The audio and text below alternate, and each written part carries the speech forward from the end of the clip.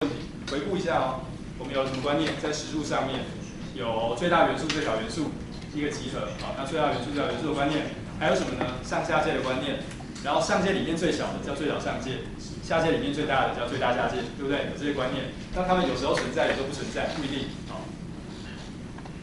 好，第一个问题，它是一个定理。我们来想一个问题：假设现在有个集合给你在实数线上。假设它有上界，上界这边，对，没错。好，假设有上界，就我可以找到一个数字，使得这个集合呢，全部都不会超越这个数字，可以吗？请问你会不会有最小上界？就是假设有一堆数字哦，它被某个数字压制住了，那在压制它的数字里面，会不会有一个最小？你会觉得当然有嘛，对不对？为什么？就是为什么有？需要证明，好，需要证明。所以呢，我们可以从 Gabler's property 出发，还有这些序的这些性质哈，我们可以试着去证明很多实数其他性质。那我们接下来证明一个性质，它一般叫做 Weierstrass。Weierstrass 定理，好，这个不是贝塔，这是德文，传统德文的 S。某个两个 S， 不是传统德文是没有两个 S 的，好，这新的德文会把它写成 SS， Weierstrass 是一个19世纪的很重要的数学家，他有非常多的贡献，其中一部分的贡献就是在把数学分析，也就是微积分这种东西严密化，所以为什么会去讨论这些实数的性质？大概他做了很大的贡献。那他证明了以下这个定理，他说呢，如果现在有个集合 S。它不是空集合，在实数里头。如果这个 S 呢，is 或者说它有一个 upper bound， 那么它就会有最小上界，可以吗？好，就是只要有上界，那上界里面就会有一个最小。你会说这个直觉上实在看起来太显然了，你很难相信它不是对的。但是你要想想看，你要怎么说它是对的啊？要说它是对的，并没有那么显然啊。好，那我们会来证明它一下。我们前面做这些看起来好像很无聊的证明，它是要让你去练习啊，就是我们怎么样证明一件事情，不是理所当然的。这些事情不是理所当然的。虽然你觉得直觉上看起来它们很对，但是其实它们不被证明是不行，在数学上。因为数学跟现实世界是两回事。那附带一提哦，你会说，既然现实世界看起来这么对，我干嘛不相信它是对的？你要知道，你看起来很对的事情，不一定真的有很对，因为你是怎么样看到一件事情？你是用你的眼睛去看的，对不对？眼睛是怎么看到一个东西的？比如说你看到我，你是怎么看到我的？光打到我的身上，对吧？然后反射到你的眼睛里面。然后呢，你的眼睛的感光细胞，感光细胞接触到那个光了，然后就产生了一个电流，对不对？就有电子开始经过你的神经，然后跑到大脑去，可能又经过一些化学物质，然后你根本不知道大脑是怎么运作的，然后你就开始觉得我看到这个东西。好，你要了解到一件事情，这是一个非常非常间接的过程，就是你本来觉得人家都说眼见为凭，眼见为凭。事实上，眼见为凭是完全莫名其妙的，因为眼睛是个非常粗糙的观测仪器。好，所以你要知道，视觉上你觉得非常有道理的事情，它不见得真的有你想的那么有道理。那为什么我们数学上要做这么无聊的事情？他就告诉你说，我们可以不依赖任何这种直觉。虽然我们想到的东西都是从我们观察到的东西去抽取出来的，可是当我抽取出来之后，我们可能会对它们做一些别的处理。那别的处理里面有一些还是会受到视觉的启发，可是会有一些别的超越视觉的部分，那个东西反而可以让我看到一些一般视觉上看不到的想法。好，大概是这样。好，来，我们来证明这个定理。好，来再看一次哦，这个定理的叙述就是有一个集合非空的话，只要它有上界，上界里面就会有最小的。我们在看一个定理的时候，你要怎么去看它？你要去想条件为什么是需要这样。你们在读定理的时候，千万不要说，我就一行一行的读它的证明，觉得逻辑都是对的，好，看完了，你不会记得任何事情。你你要去想它里面到底哪些部分是必须的，为什么要这样假设？比方说，为什么我要假设这个集合是非空的？因为如果它是空的，所有数字都是它的上界，对不对？那会不会有最小上界？不会嘛，因为所有的数字都是它的上界嘛，不会有最小的。啊，所以如果你当然你会说空解本来我就不关心，啊，也可以，但是至少你知道为什么你这边要写出它是非空。那再来，它也要有上界，可以吗？因为如果它没有上界，当然就不可能有最小上界嘛，因为最小上界是上界里面最小的。好，所以我们的现在意思是说，只要它有上界，就会有最小上界，可以吗？好，我们来证明。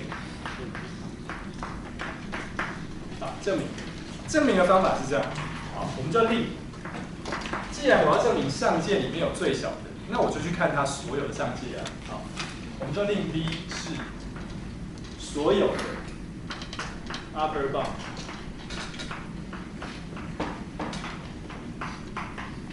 可以吗？我这是个比较不严格的写法啊。我的意思就是说 ，V 里面的元素就是所有的 S 的上界。那按照我的假设，我是不是知道一件事？这个 V 是不是空集合？这 V 是空集合吗？不是嘛，因为有上界嘛，对不对？有上界就是说它不是空集合的意思，可以吗 ？OK， 好，所以它不是空集合。好。那所以你心中的想法大概是这样，这个图像啊有一个集合，不知道长什么样子，这叫 S。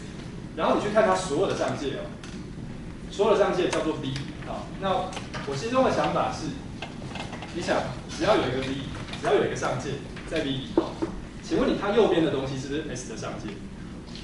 也是嘛。所以只要有一个上界比上界还大的，更是上界。所以你可以想象这个 V 的形状大概是长这种样子。就只要某个地方在 V 里头。它的整个右边都在 V。那既然出现这样的图像，你就很想令 A 是，就是 R 扣掉 B 嘛，对不对？就是不是上界的那种人就叫 A， 可以吗？好，来再问你一个问题 ：A 是不是非空的？就是有没有不是上界的人？在实数里面有没有不是 S 的上界的东西？好。S 是一开始给定的东西，有没有不是 S 的上界的东西？你觉得？当然有嘛，因为你随便挑一个 S 的元素，你就把它减1就好了。减1一定不会是 S 的上界，对吧？因为 S 已经大于 S 减1了。那 S 减1在不在 S 里面不重要，因为是不是上界跟在不在 S 里面没关系，可以吗？好，所以这个东西它是非空的。非空的原因是因为，好 ，S 是非空的。对吗？所以你只要有一个 S 在里头，你就减1就可以造出不是上界的东西，好，对吗？好，所以只要 S 在这里面，那你就知道 S 减1就会在 A 里面，对吗？有这么一回事。好，很好。所以我们现在造了两个东西，一个是 A， 一个是 B， 好，上界全体，一个是不是上界的东西，它们两个都非空哦。我已经快要凑出一个 Dead-end Cup 了，对不对？第一个，它们都非空。然后他们两个满足这个关系，对不对？合在一起整个实数。那来问 A 的元素会不会比 B 的元素小？我们来问这个问题。好，好，请问 A 的元素有没有比 B 的元素小？你觉得？你挑一个不是上界的东西，不是上界的东西是不是要比一个上界小？想一下这句话。我现在宣称，好不好？这英文叫 claim， 啊，叫宣称。我宣称呢，对任何的 A 在 A 里头，对任何的 B 在 B 里头，我一定会有 A 小于 B， 可以吗？我宣称这件事情，啊，也就是不是上界的东西一定会比上界小。那怎么证明？最简单的方法就是反证它。你假设这不对，可以吗？假设这不对。如果说 A 大于等于 B， 对不对 ？B 是一个上界，对不对？比上界还要大于等于的东西是不是上界 ？B 可以压制整个 S， 那有一个比它还大的，可不可以压制整个 S？ 可以吗？那么我就知道，对所有的 S 都会小于等于 B， 那当然都会小于等于 A， 对不对？对吗？因此 A 是一个上界，对不对？可是这样就矛盾了。为什么？因为 A 不是上界啊，明明就说它不是上界，它是上界以外的东西。可是你最后又说它是一个上界，对不对？就矛盾了。好，所以你知道结论应该是这个，这才对，可以吗？所以综合刚才讲的这几件事情，也就说明了这个情况就是我刚才画的那样啊，就是上界构成了右半段的 B， 那不是上界的构成左半段的叫做 A， 好，对 A 在这边 ，B 在这边，好，所以 B 是上界，那 A 不是上界，那里面有一些叫 S， 那这里有个问题了 ，S 是完全活在 A 里面吗？还是不一定 ？S。B 是上界哦，它 S 是一开始那个集合 ，S 会完全活在 B 里面吗？如果是的话，表示 S 里面没有最大元素，对不对？它里面没有元素是它的上界，不见得啊 ，S 也可以还有这个点，可以 B 有 S 可以有一个最大元素，比如说 S 如果这个区间0、1、B 区间的话，那个端点就会在 B 里面嘛，对不对？所以 S 并没有说一定要在 A 里面啊，可以吗？好，所以无论如何，我们总的来说已经证明了一件事情啊。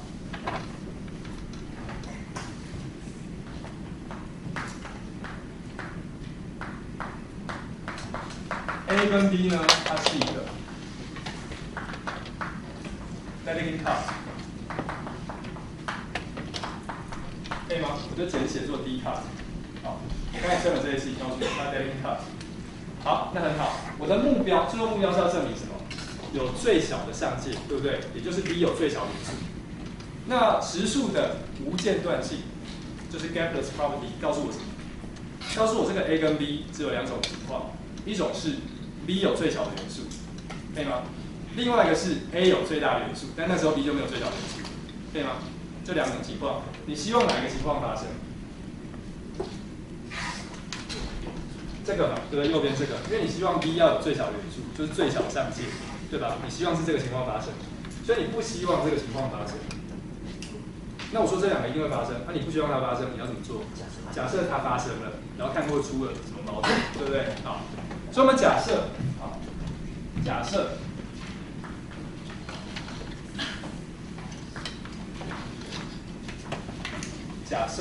好。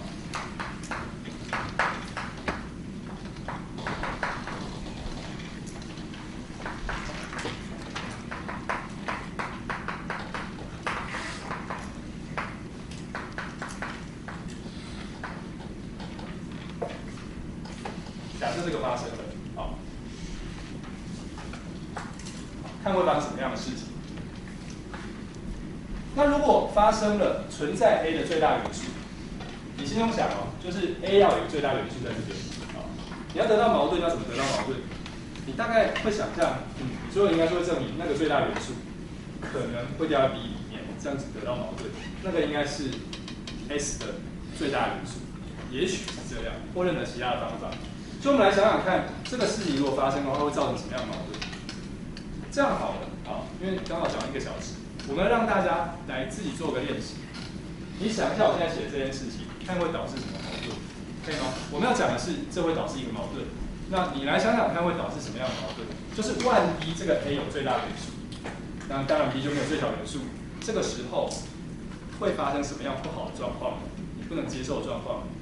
我们休息大概5分钟左右，好，大家想一想，好不好？是这样，假设 A 的最大元素存在，对不对？我们刚才说 A， 好 ，A 在这边 ，A 有个最大元素，现在我说它有最大元素，那 B 就没有最大元素，对不对 ？B 在这边，是 B， 这是 A。好，我们把这个最大元素，好，这个 max A， 我们给它个名字好了，不然每次都好，不太习惯。好，我们给它个名字叫做 A 0。好吧，我们定 A 0就是这个最大元素。来，你想哦，这是 A 的元素是什么样的东西？按定义，定义就是不是 B 的东西，对不对？它 B 是上界嘛 ，S 的上界，所以 A 的元素就是不是 S 的上界的东西，可以吗？那当然 ，A 的最大元素它也不是 S 的上界，对不对？好，所以你知道。A 0就不在 B 里，所以 not an upper bound of S， 它不是 S 的上界。什么叫做不是上界？按照定义的话，有大于它的 S，就是有超过它的 S 的元素，对不对？我们刚才在讲反证法的时候，特别讲到。所以换句话说，你知道我一定可以找得到一个 S 的元素，找得到一个 S 的元素，使得 A0被它超越，可以吗？因为它不是上界的关系，不是上界，所以就可以找到 S 的东西超越它，对不对？好，那这个情况是什么？在图上来看，这个点是 A0，对不对？那你找到一个 S 哦，超越它哦，那个 S 在哪里？在右边，对不对？在右边，我也不知道它是不是在 V 里面，我暂时只知道超越它。当然你可以证明它会在 V 里面，好，但在 V 里面也没那么要紧，反正我已经超越它了，可以吗？那我就在 S 跟 A0中间挑一个数字，好不好？我可不可以在 S 跟 A0中间挑一个数字？比如说挑多少？1/2它们加起来，对吧？那个数字就会严格的任何一个 t 啊，你可以找一个 t， 它是在 A0跟 S 的中间，我可以找一个 t 吧？可以吧？可以吧？对不对？好，那你想哦，请问你 t 会不会在 A 里面？你这边找一个 t 会不会在 A 里面？不会，为什么？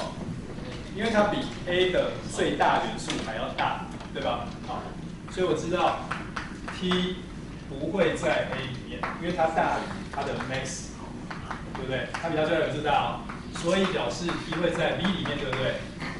可以吗？所以 t 是一个 S 的上界，可是它又比 S 小 ，t 是一个。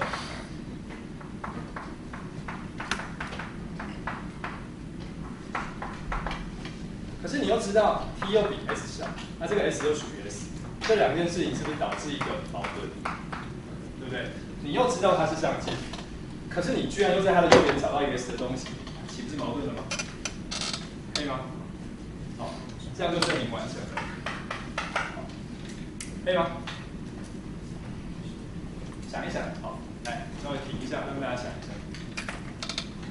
有没有哪一句话觉得听不懂，原因是什么的，就举手跟我讲，好不好？看得到吗？真的看得到吗？好像可以。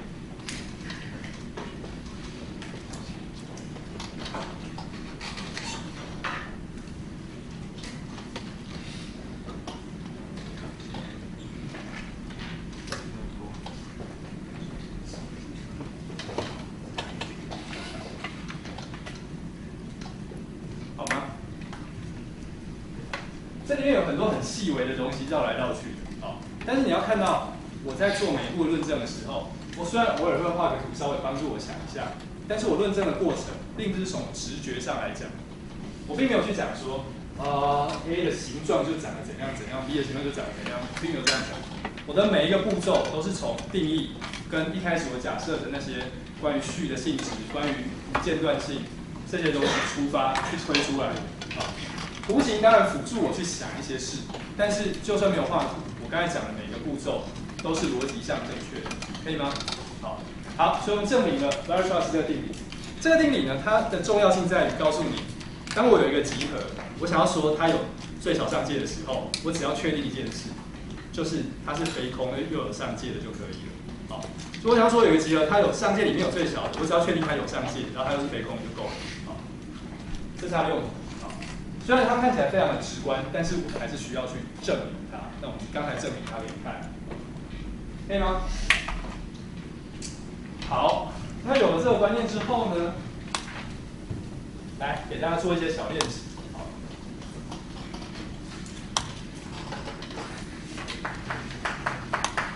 来看一个习题。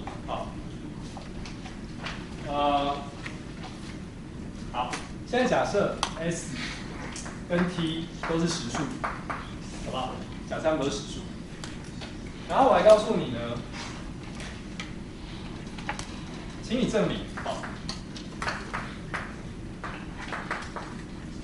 请你证明，如果，好，对不起，我忘了提一件事，好，我先提一件事情，好，让我先提一件事情，我们有一个约定，好 ，convention 叫做约定，好不好？约定，我们这个约定是这样的，刚才讲上界就有最小上界嘛，对不对？快下这个底下。那有一种情况是没有上界，可以吗？没有上界，没有上界是什么意思？就是你这个集合，不管你拿哪个数字，你都可以找到超越它的集合里面的元素，这样就没有上界，可以吗？好，如果 S 它没有 upper bound，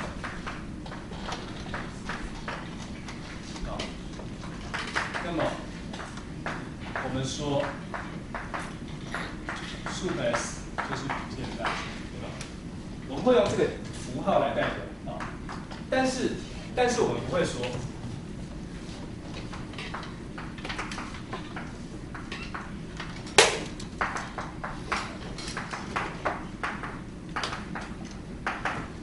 我们不会说它存在，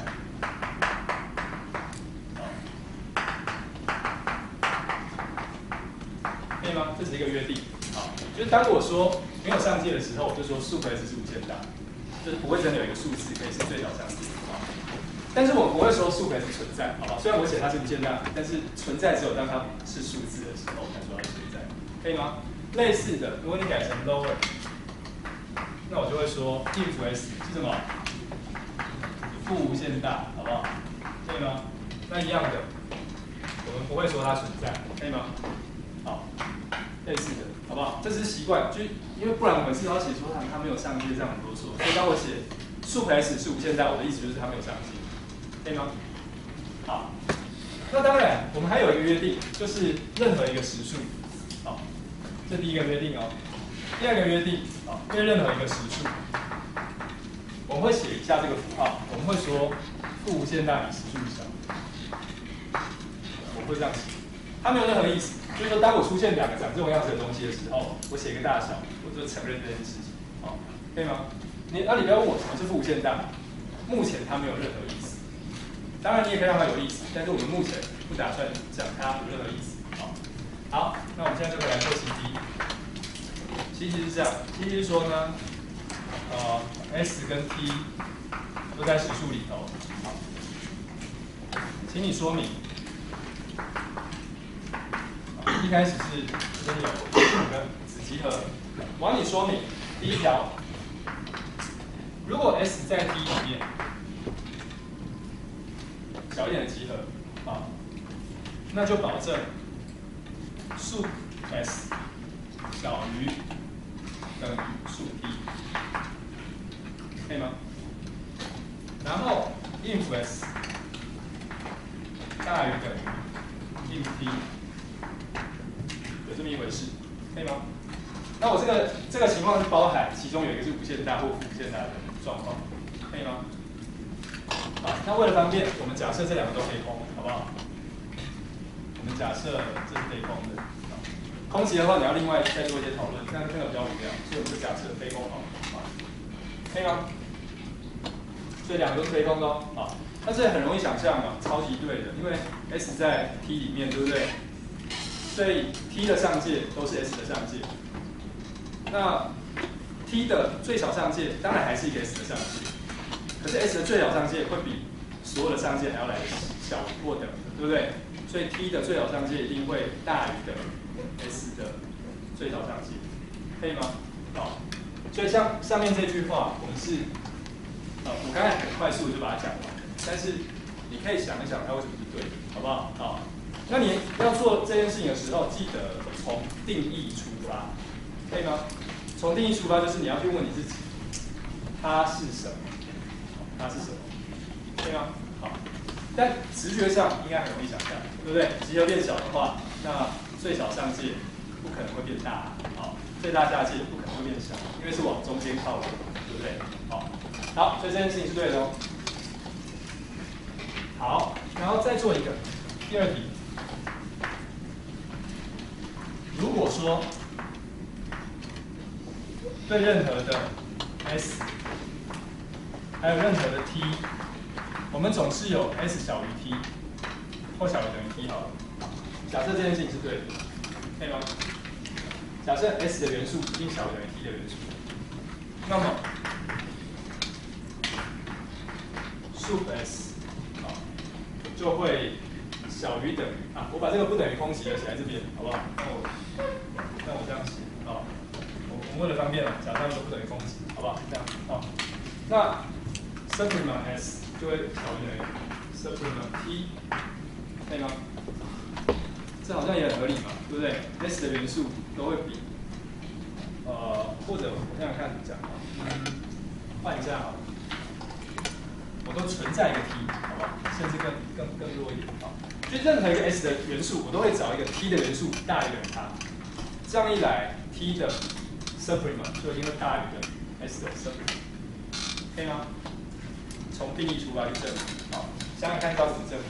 那这些练习都是非常简单的，可是你一开始呢可能会觉得不太习惯，就是你会一直想要用某些直觉讲法去讲它。你要做的事情就是要回到它的定义去，从定义出发，然后利用我们一开始假设的那些性质 ，Kepler's property 也好，或是 order property 也好，去推论，就像我们刚才证明 Weierstrass 定理一样，去推论这些结果。